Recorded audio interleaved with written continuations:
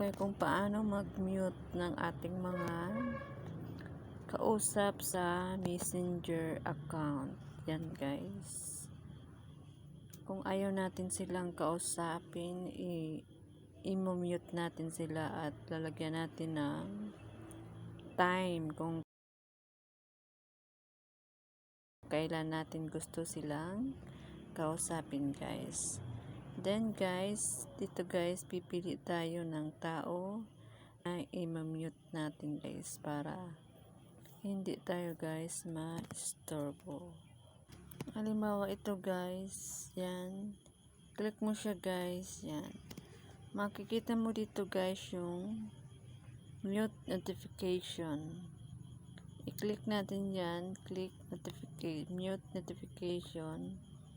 Then guys, lalagyan natin siya ng pipili tayo dito ng mute message notification, mute call notification if gusto niya mag-call guys.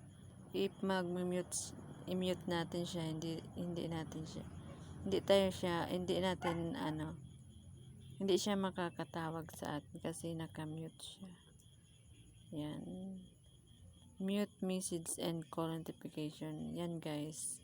I-click natin tong mute message and call notification.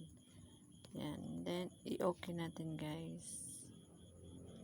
Then guys, pipili tayo dito ng 15 minutes, 1 hour, 2 hours, 24 hours, until I charge. Yan guys, depende sa'yo kung kailan gusto mo siyang kausapin. Yan guys, click natin yung 24 hours. Yan, then okay. Yan guys. Nakita mo na guys.